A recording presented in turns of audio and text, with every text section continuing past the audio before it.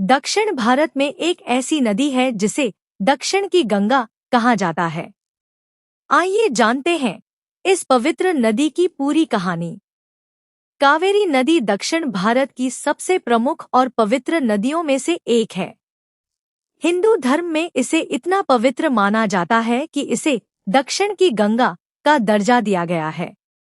सदियों से यह नदी लाखों लोगों की आस्था और आजीविका का केंद्र रही है। कावेरी नदी का उद्गम कर्नाटक के कोडगु यानी कुर्ग जिले में पश्चिमी घाट की ब्रह्मगिरी पहाड़ी से होता है। यहीं स्थित है तलकावेरी, एक पवित्र कुंड जहां से यह नदी एक छोटी सी धारा के रूप में निकलती है। हर साल हजारों श्रद्धालु यहां दर्शन के लिए आते हैं। तलकावेरी से निकलकर यह नदी कर्नाटक और तमिलनाडु राज्यों से होते हुए लगभग 800 किलोमीटर की यात्रा तय करती है और अंत में बंगाल की खाड़ी में जाकर मिलती है।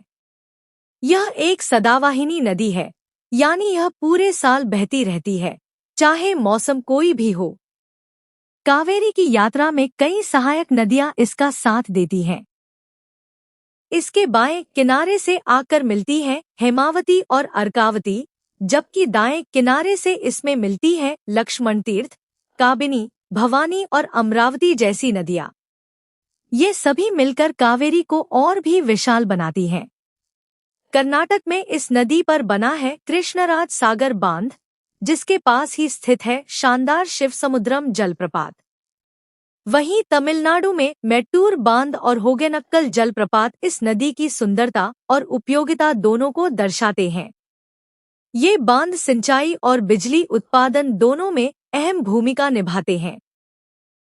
कावेरी का डेल्टा क्षेत्र दक्षिण भारत का सबसे उपजाऊ इलाका है। यहाँ धान और गन्ने की भरपूर खेती होती है, इसीलिए इसे दक्षिण भारत का अन्न भंडार भी कहा जाता है। लाखों किसान परिवार इस नदी पर सीधे निर्भर हैं। तमिलनाडु में स्थित श्रीरंगम नदी के बीच बना एक द्वीप अपने भव्य मंदिर के लिए प्रसिद्ध है। इसके अलावा कावेरी के किनारे कई तीर्थ स्थल हैं, जहां हर साल कावेरी पुष्करम जैसे पर्व बड़ी श्रद्धा से मनाए जाते हैं। तलकावेरी की एक छोटी धारा से लेकर बंगाल की खाड़ी तक कावेरी नदी सिर्फ एक जलधारा नहीं, बल्कि लाखों लोगों की आस्था, संस्कृति और जीवन का आधार है। अगर आपको यह वीडियो पसंद आया हो तो लाइक करें और अगली नदी की कहानी जानने के लिए जुड़े रहें।